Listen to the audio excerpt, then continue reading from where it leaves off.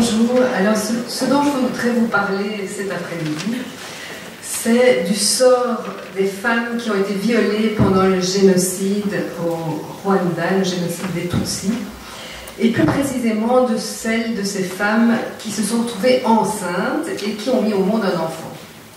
Alors, le génocide de 94 a duré 3 mois. Durant ces 3 mois, ce sont entre 100 000 et 250 000 femmes qui ont été violées. Le nombre de grossesses qui a abouti a été estimé, elle, à plusieurs milliers. Leurs enfants, qui sont nés donc des suites d'un viol, ont aujourd'hui 20 ans. Ils sont entre 2000 et 5000 environ. Ce sont des enfants qui ont grandi donc dans le silence, avec le poids de la honte de leur ascendant. Les pères de ces enfants ont en effet tué la famille de leur mère avant de les violer sauvagement. Plus exactement, il s'agissait de sévices sexuels, de tortures, de mutilations, souvent commises en groupe et ayant souvent laissé des traces physiques absolument indélébiles pour ces femmes ou ces jeunes filles.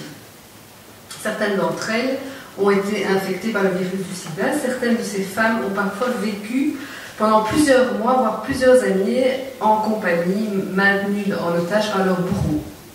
Alors il faut savoir que ces viols étaient organisés, programmés, et qu'ils ont été utilisés comme armes de guerre avec l'intention de détruire le groupe ethnique Tutsi.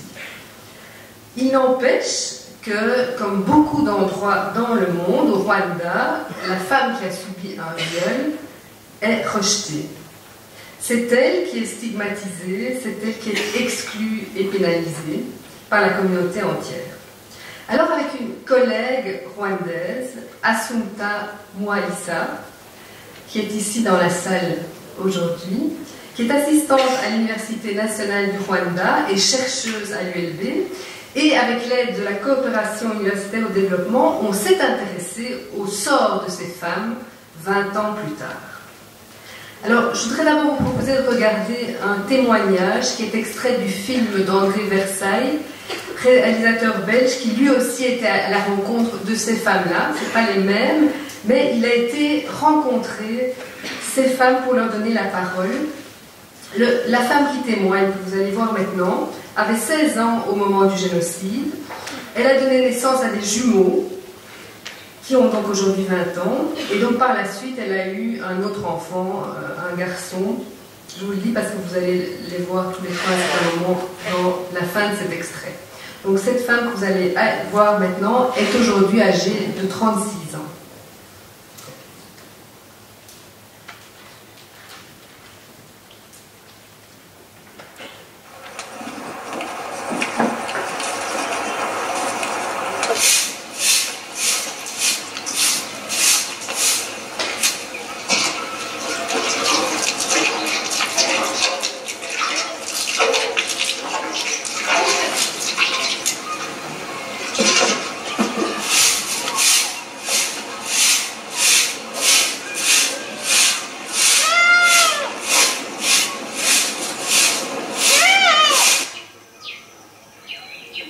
wa mbere yangezeho mba nk'umuntu ushajije imigeri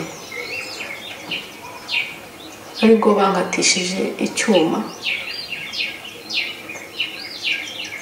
Ibyabayeho byose byabayeho ndi mu mva n'amaraso nakomeretse.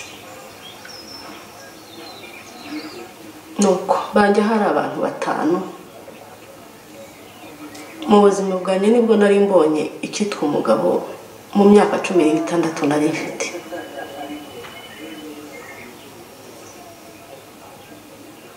Nibwo nari mbonye icyitwa umugabo n'ubwambure bw'umugabo, niko kubibona kwanjye. Muri iryo joro amatoshi yarakaga rwose,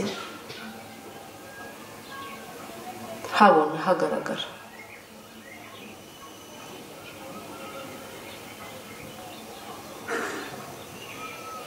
Barashwanyaguza,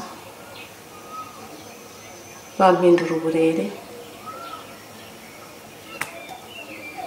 banantaho ngaho baragenda.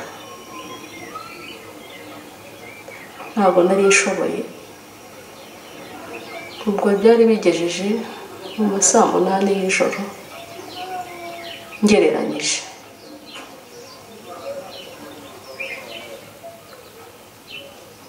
Ni ikibazo gikomeye kugira ngo ubane n'umwana utabasha gusobanura ibintu nka biriya, ubane n'umwana utabasha kumubwira uti byagenze gutya, ubane n'umwana ukubaza atari ko harya jenoside ko yabaye, nyereka basi mpa makuru y'aho papa yaguye.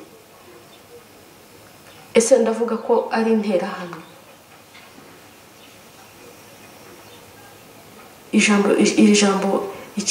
ijambo ryitwa interahamwe muri uru Rwanda, buri wese n'umwana uri kubyiruka ubu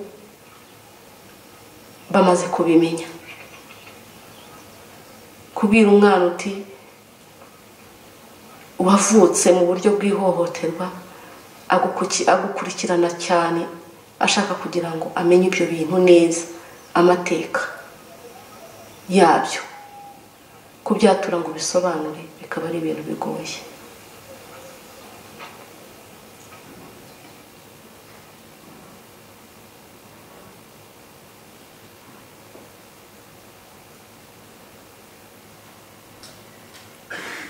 Voilà, alors globalement, la situation de ces femmes aujourd'hui reste précaire, aussi bien leur état de santé physique que psychologique, sans parler de leur situation socio-économique qui est très très difficile.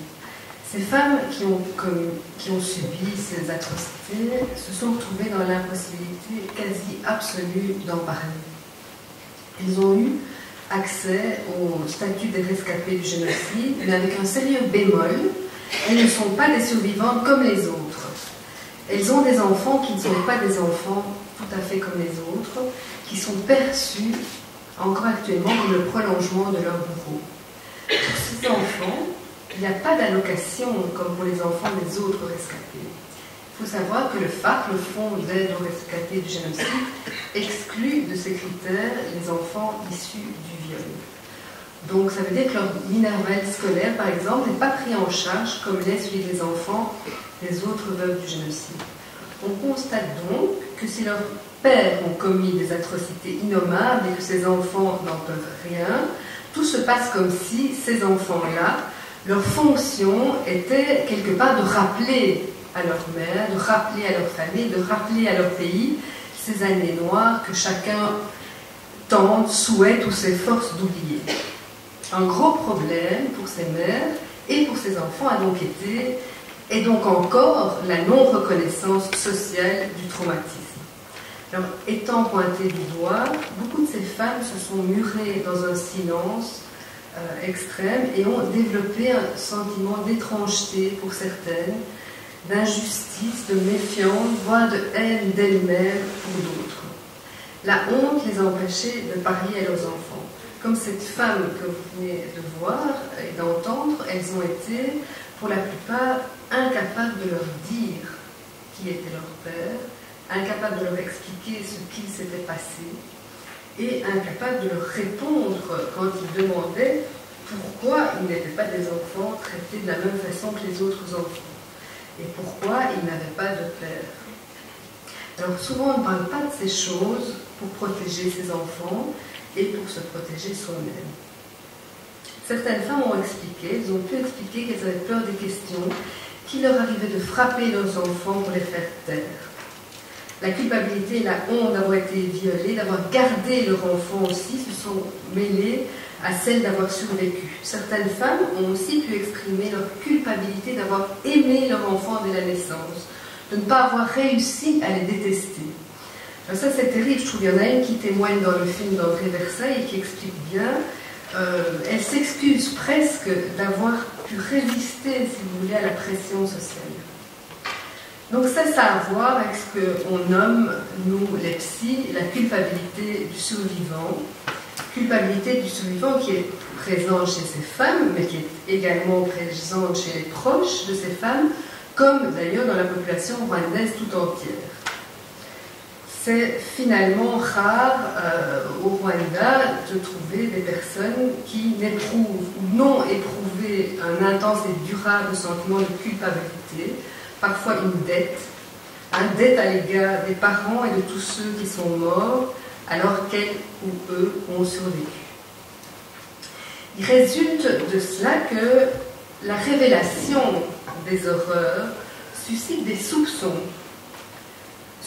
de la part des personnes qui se trouvent en réalité elles-mêmes trop fragiles ou trop vulnérables, trop facilement envahies par la culpabilité d'être ou d'avoir été en situation d'impuissance, que ce soit d'ailleurs aussi tantôt du côté des victimes, tantôt du côté des tueurs.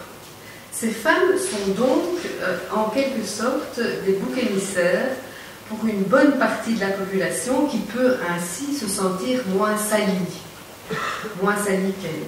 Hein? Non seulement le génocide et les viols ont constitué pour toutes une immense épreuve, mais l'épreuve supplémentaire qui vient de surcroît ici, c'est qu'elles doivent également faire face à la désapprobation d'avoir mis ces enfants au monde. Donc le déni particulier de la souffrance de ces femmes et leur stigmatisation et leur exclusion ne les ont bien sûr pas aidées. On comprend facilement que la situation ne les a pas aidées à être ou à se vivre comme des modèles d'identification, comme des bons contenants identitaires pour leurs enfants. C'est-à-dire qu'elles n'ont pas pu développer non plus un sentiment de compétence maternelle et qu'elles se sont retrouvées isolées, plongées avec leurs enfants dans une extrême solitude. Ce qu'il faut bien comprendre aussi, c'est qu'à la non-reconnaissance de leur souffrance vient s'ajouter le fait qu'elles continuent à être pointées du doigt.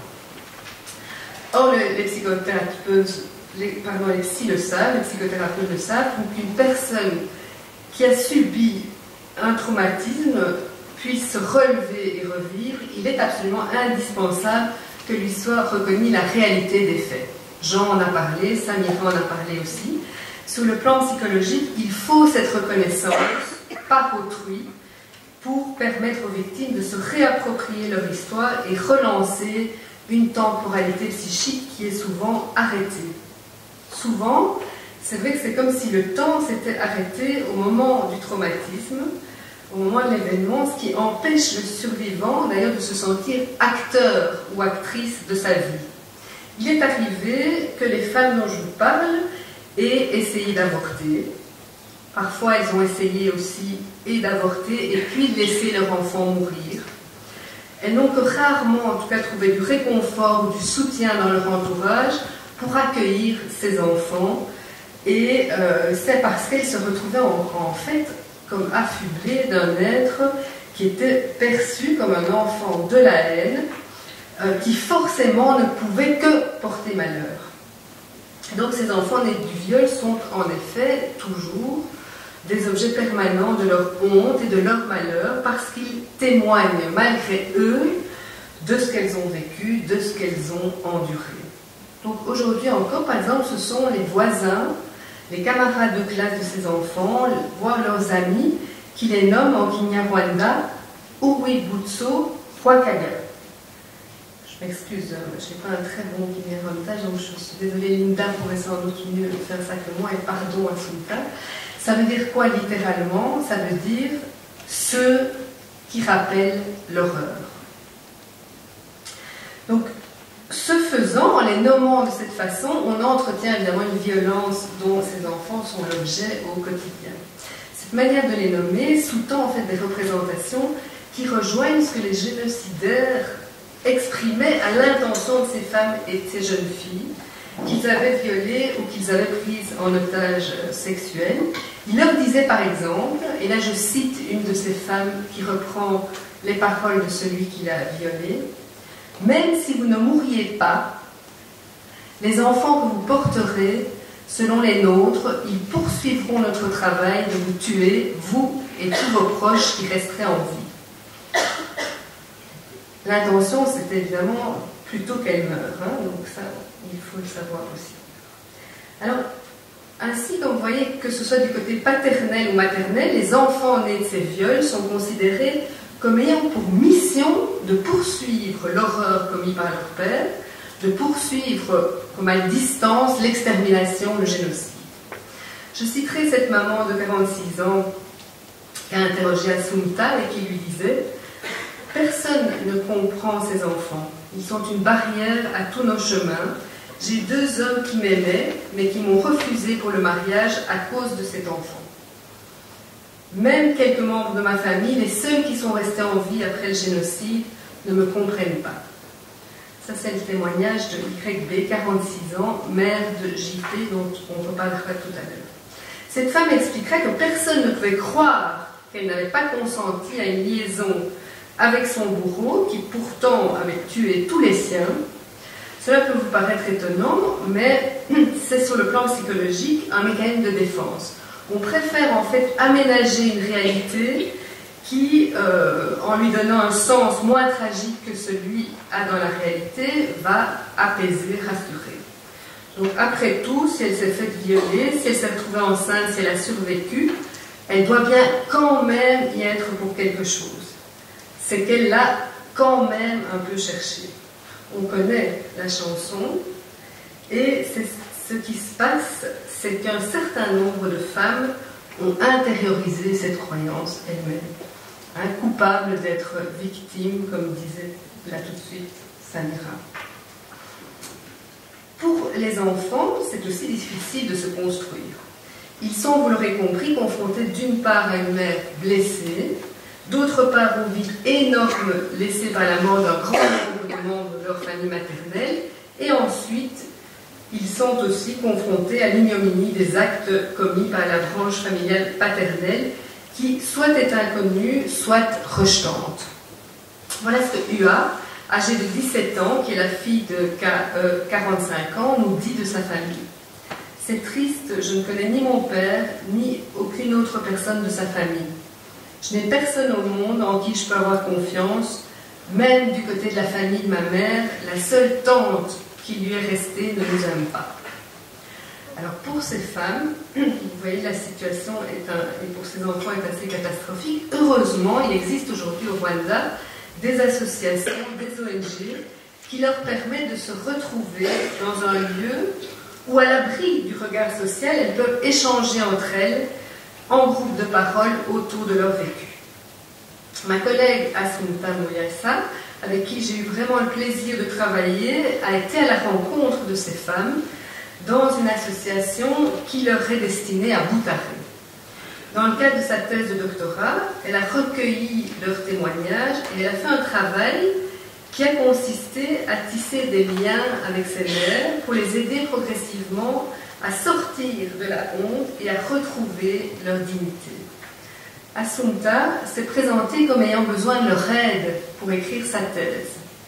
Elle avait besoin de comprendre ce qu'elles avaient vécu pour mieux aider les femmes dans leur situation. Certaines d'entre elles, pas toutes, mais certaines d'entre elles ont accepté de témoigner. Elles étaient une vingtaine. Et elles ont pu sortir du silence, et elles ont pu essayer de lui dire ce qu'elles n'avaient jamais osé raconter. En leur offrant du temps, en leur offrant sa présence chaleureuse, et aussi, je crois, l'opportunité de l'aider, elle a recueilli leur histoire. Elle a aussi rencontré leurs enfants, et puis leur a proposé de les voir ensemble, en dyade mère-enfant. Son objectif était de leur permettre de témoigner de leur souffrance réciproque, de permettre aux femmes de raconter certaines choses difficiles devant les enfants, si elles le souhaitaient, de partager des moments vécus depuis leur conception. Sa recherche, qui a permis de relever les fragilités de ces familles particulières, avait aussi pour objectif majeur de déceler les ressources, de déceler les résiliences de ces mères et de leurs enfants. Et ce faisant, un processus réparateur s'est enclenché parce que le dispositif qu'on a mis en place leur a permis de se créer un monde commun.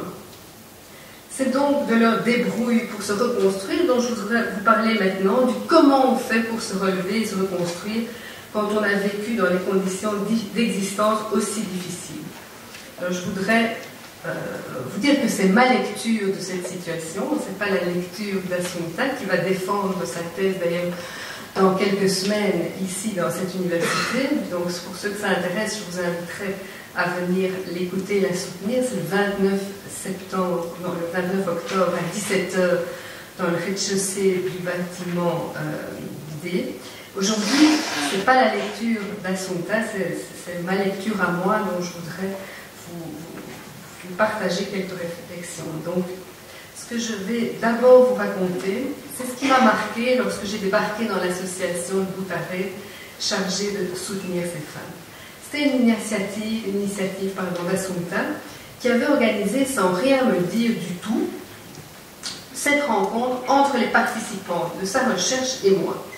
Alors, en plein colloque auquel nous participions toutes les deux à Boutaré, entre deux communications, Assunta est venue me chercher en début d'après-midi pour me dire que les femmes nous attendaient et qu'il fallait partir tout à fait incessantes.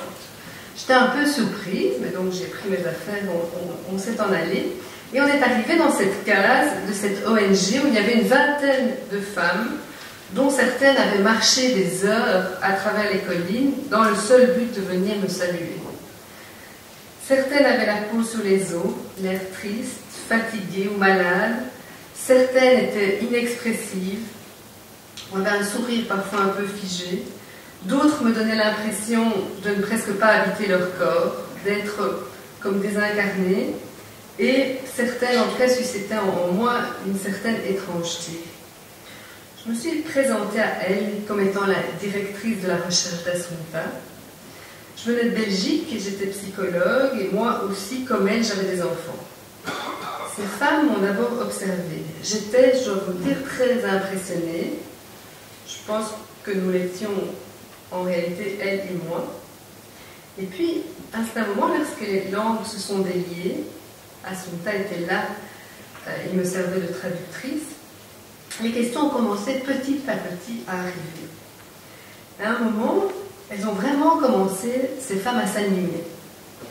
Et j'ai découvert alors qu'une chose, une seule chose sans vraiment prendre le dessus, les préoccupait, et c'était leurs enfants. Est-ce que vous pourriez revenir une autre fois pour voir nos enfants? Est-ce que vous pouvez, s'il vous plaît, aider nos enfants? Et en fait, le cri du cœur de ces femmes, est-ce que vous qui êtes venus de loin, pouvez-vous vous occuper de nos enfants? C'était vraiment ça. Ça m'a frappée, ça m'a terriblement touchée en réalité cette demande. Et en réfléchissant, j'ai pensé qu'elle signait une espèce d'évidence, elle se revendiquait, se vivait, se comportaient non pas comme des femmes blessées, non pas comme des mères, mais bien comme des mamans.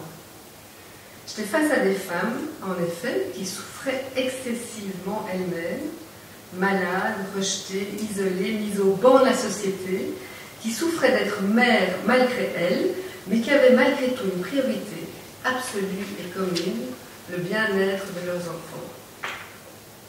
Alors, si l'une des ressources d'un grand nombre de ces femmes m'est apparue comme le fait qu'elles se comportaient en maman, cela voulait dire qu'il y avait auprès d'elles une autre ressource invisible, une sorte de trésor caché qui avait été à leur côté depuis longtemps, mais bien souvent sans qu'il leur soit permis, sans qu'elles se soient autorisées à s'en apercevoir, leurs enfants.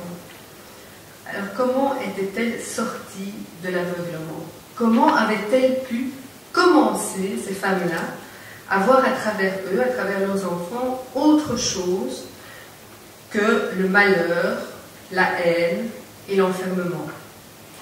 Tout ça avait été rendu possible par leur détermination, leur résistance sans doute, leur venue dans l'association et par les groupes de parole mis en place avec les mères d'abord et puis mis en place pour les enfants ensuite, et aussi par des rencontres initiées depuis 2 années à ce moment-là par Assunta. Je vais vous parler maintenant du dispositif de sa recherche qui comprenait des dessins de famille en animal, la création d'une devise et des arbres généalogiques. Alors très rapidement, pour que vous sachiez vraiment de quoi il s'agit, donc pour les dessins de famille, la consigne était « Dessinez votre famille en remplaçant chaque membre par un animal de votre choix ». Puis on leur demandait pour la devise familiale si vous deviez trouver un devise, une proverbe qui corresponde le mieux à l'idée que vous vous faites de votre famille aujourd'hui, quelle serait-elle ou quel serait-il? Et puis pour les arbres généalogiques, c'est ce qu'on appelle des génogrammes. Là, il y en avait deux sortes, les génogrammes livres et puis les génogrammes imaginaires. Pour les livres, on leur demandait de représenter leur famille telle qu'ils l'aperçoivent aujourd'hui. Et pour le génogramme imaginaire, ça c'est un peu plus complexe comme consigne, on leur demandait de penser aux 10 personnes les plus significatives, les plus importantes pour eux aujourd'hui, de les lister, que ces personnes soient vivantes ou mortes, aimées ou détestées, et qu'elles fassent partie de leur famille ou non. Ensuite, ils devaient placer ces personnes comme si elles faisaient partie d'un même arbre généalogique, d'une même famille, et se placer eux-mêmes. Ceci donc pour leur faire représenter une famille imaginaire ou une famille de cœur. Dans le dispositif, on a mis l'accent en effet sur l'appartenance. Donc Jean nous en a beaucoup parlé ce matin, l'importance d'appartenir. Donc on a mis l'accent là-dessus, sur l'appartenance, sur les liens, sur ce qui les reliait, avec dans l'idée d'offrir la possibilité à ces mères de construire avec leurs enfants l'ébauche d'une nouvelle histoire, de se raconter autrement que ce qu'ils avaient pu faire jusqu'à présent. Alors comme vous le savez, on ne peut pas vivre sans mythe. Quand on a vécu une expérience collective éprouvante, quand la situation sociale est aussi difficile, quand notre monde intime est blessé, désespéré, le mythe nous rassemble et donne sens à nos souffrances. Le mythe familial, c'est le ciment de la famille, c'est une croyance partagée qui rassemble ses membres et lui confère une identité. Qu'on a besoin tous de mythes fondateurs pour se sentir reliés, une appartenance commune, pour se sentir exister. Et c'est bien là que le bas blesse pour ces mères comme pour ces enfants. Il y a quelque part une situation qui a entravé pour eux cette possibilité. Et donc, il y a dans leur représentation d'eux-mêmes quelque chose qui combine des faits réels, mais que leur entourage relationnel ne supporte pas d'entendre, et que donc ils n'avaient pas pu, ils ne pouvaient pas partager l'un avec l'autre. Hein, comment pouvaient-ils donc se sentir reliés et sécurisés, puisque leur entourage ne reconnaissait leur lien que comme destructeur?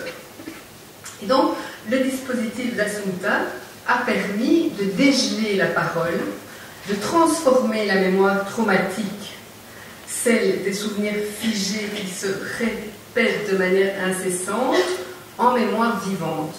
Elle a tenté de leur permettre de réarranger leur expérience de façon à les rendre moins lourdes, de façon à les partager pour habiter petit à petit un monde commun. Alors, je vais vous donner quelques exemples très rapidement, mais voilà par exemple un génogramme livre, hein, celui d'une mère et de sa fille. Là, vous voyez bien qu'apparaît une branche maternelle où tout le monde est décédé, sauf une tante. Et le violeur apparaît, il est connu de la mère et de l'enfant. Ça, c'est un exemple de génogramme imaginaire. C'est le génogramme imaginaire de Cahen. Ce que je voudrais vous donner rapidement comme exemple, c'est des exemples de devises qui ont été inventées par des enfants en complément de leur dessin de famille et donc qui ont été présentées à Assunta en présence de leur maman. Donc ils ont réalisé ces épreuves ensemble.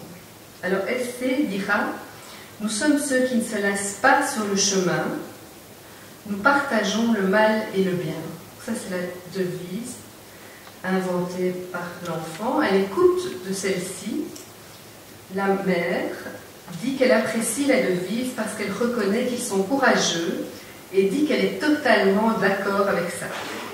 Assunta dit alors qu'elle est frappée qu'ils commencent par le mal et pas par le bien, et leur demande si la devise exprime par là qu'ils sont passés par des épreuves douloureuses, mais qu'ils espèrent un bon futur. Ils sont d'accord tous les deux. Voilà maintenant le dessin de famille de JP qui va donner comme devise ceux qui ont une vision. Alors ça, c'est un enfant dont la mère a été violée, prise en otage à 28 ans par un voisin qui a tué son mari et ses 2 enfants sous ses yeux. Le sens de vision est proche de l'idée d'une orientation, de direction. Ils sont tous représentés par le même animal. Vous voyez ici ces oiseaux, ce sont des grues couronnées. La grue couronnée étant un bel oiseau, considéré comme prestigieux au Rwanda. Alors, bien qu'ils avancent vers le même but, vous voyez une lignée paternelle en arrière-plan un peu atténuée. Donc les 2 oiseaux que vous voyez atténués, c'est le papa et en dessous, c'est un voisin qu'il considère un peu comme un père. JP, il dit que c'est un peu comme un père pour lui parce que c'est quelqu'un qui lui donne de l'énergie. Vous voyez là, dans la ligne de gauche, d'abord JP lui-même, qui chapeaute le dessin, c'est le plus gros des oiseaux, la plus grosse des grues couronnées, il est au-dessus. En dessous, vous voyez sa mère, et puis encore en dessous, vous voyez un camarade de classe. Et donc, il se présente un peu comme s'il était donc le chef de la famille. Le camarade de classe en question, il dit qu'il le considère un peu comme son frère. C'est quelqu'un avec qui il s'entend bien. Assumpta va commenter en demandant si c'est comme si chacun surmontait les difficultés pour aller vers une direction qui serait au fond comme un avenir différent, un avenir meilleur. Ils vont discuter alors ensemble du côté impartial et résistant de la famille, malgré les difficultés endurées. JP dit que lui se conforme à cet objectif, que là où son père est arrivé en faisant le mal, lui arrivera en faisant le bien. Et il ajoutera « J'admire ma mère, elle a su se débrouiller, elle a été très courageuse. Si elle continue ainsi, nous n'aurons pas de problème. » J'aime bien l'idée de reconnaissance du traumatisme de la victime et l'idée de résistance, parce que je pense que c'est quelque chose qu'on retrouve dans ces devises. Donc vous allez ici voir un autre dessin, celui de MB, dont la mère UC était violée à 16 ans et forcée à se marier à l'un de ses violeurs après le génocide. Là, c'est un autre genre de dessin. Ce que vous voyez, ce sont des colombes au-dessus et un tigre en dessous. Le tigre, vous avez deviné probablement, c'est le père, hein, le tigre rugissant. Et puis les colombes, elles, qui représentent la paix, ce sont des oiseaux. Au-dessus, il y a la mère, son petit frère, donc A et B, et en dessous, c'est un camarade. Et alors ici, ce qui est frappant, c'est qu'il est absolument incapable de se placer sur le dessin. Hein, quand Assumpta lui fait remarquer, il s'en étonne lui-même. Et puis il dit, s'il fallait vraiment le faire, s'il fallait vraiment le faire, alors je me mettrais plutôt quand même du côté du petit frère, donc du côté des colombes. C'est évidemment ma lecture, mais je vois plusieurs choses importantes dans ce qui a été mobilisé comme ressources chez ces mères, en tout cas pour une partie d'entre elles, celles qui sont résilientes. Premièrement, ces femmes se sont aperçues qu'elles faisaient partie intégrante de la vie de leurs enfants et que ceux-ci se préoccupaient énormément d'elles.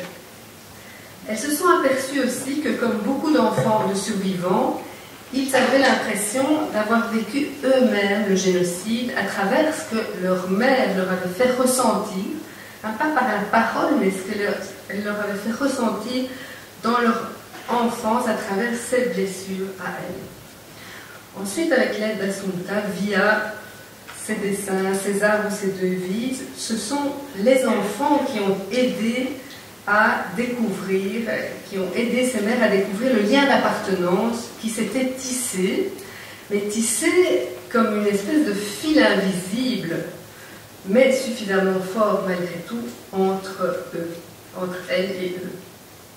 Elles qui pensaient que ces enfants n'appartenaient à personne, eh bien, ce dispositif de recherche-action leur a permis de constater, d'observer, d'éprouver que leurs enfants tenaient à elles, comprenaient leurs souffrances et s'inscrivaient souvent assez naturellement du côté de la branche maternelle. branche maternelle, avec aussi l'idée quand même dont il faut se rappeler que souvent ils n'ont pas connu les membres de cette famille. Pour dire les choses autrement, elles ont constaté que ces enfants-là, comme on les appelle là-bas, se vivaient comme leurs enfants à elles, et ne leur en voulaient pas. C'est aussi quelque chose qui était une découverte souvent importante. Il faut dire qu'un certain nombre d'enfants se sont montrés incroyablement empathiques et positifs à l'égard de leur mère, alors qu'on les croyait héritiers d'un vide d'identité. Ils ont montré qu'ils avaient hérité d'elle bien plus que ce qu'elles avaient pu souhaiter leur transmettre d'ailleurs. À travers les génogrammes, les enfants ont montré aussi qu'ils ne reconnaissaient pas nécessairement le génocidaire comme leur père. C'est-à-dire que bien souvent dans les arbres généalogiques, ils ne s'inscrivent pas ou peu dans leur lignée paternelle, parfois ils n'inscrivent pas leur père du tout et n'expriment pas une volonté quand il est là de s'affilier à lui. C'est comme s'ils ne voyaient pas leur géniteur comme leur père symbolique. Cette découverte est évidemment aussi quelque chose qui a fort rassuré ces mamans. Certaines mères qui ont pu donc en présence de leur enfant mettre en mots pour la première fois ce qui leur était arrivé.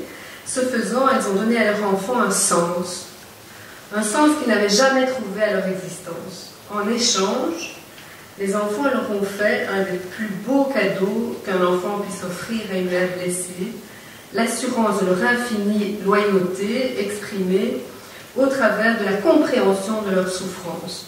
Je donne vite la parole à JC. Souvent, ma mère ne veut même pas causer avec moi. Elle se fâche et pleure. À ce moment, je la laisse tranquille. Je sais ce qui lui est arrivé et ce n'est pas facile. Quand j'étais petit, elle me frappait injustement, mais je l'ai comprise et je ne veux pas augmenter son chagrin. Alors pour conclure, je dirais que les ressources de ces femmes sont nombreuses. Lorsqu'elles parviennent à sortir du silence et qu'elles osent regarder autrement leurs enfants, elles franchissent des pas énormes. Les enfants, de leur côté, aussi se débrouillent, même s'ils continuent à être rejetés par une partie de la communauté. Quand ils découvrent la réalité sur leur origine, ils sont fiers de leur mère et l'expriment. Ils sont aussi à la recherche d'une famille coûte que coûte. Leur génogramme, leur dessin de famille en animal et leur devise les montrent à souhait en quête de lien. Ils s'emploient à reconstituer une enveloppe protectrice, à se créer ou à s'inventer des appartenances en envisageant des mythes familiaux prometteurs. Et donc quand on leur donne les moyens, les mères et leurs enfants arrivent à tisser un monde commun dont le fondement n'est plus, devient autre chose que cette blessure invisible qui les lie. Donc le lien destructeur se transforme peu à peu en lien positif, en lien productif. Il se libère des souffrances passées pour revenir à la vie. Pour finir, ce que montre extrêmement bien le travail d'Assunta, c'est l'importance d'un dispositif de groupe, d'abord, dans un premier temps, pour permettre d'enclencher ce processus d'affiliation. Donc, les mères d'un côté, en groupe de parole, les enfants de l'autre. Ça leur permet de sortir de leur isolement. Et dans un second temps, il devient alors possible de prendre soin de la diade mère-enfant et donc d'aider activement les mamans à inscrire leur enfant dans une histoire familiale réinventée, une histoire nouvelle, réhumanisante, une histoire dont ils sont les héros, une histoire qui leur appartienne, qu'ils peuvent écrire ensemble. Je vous remercie.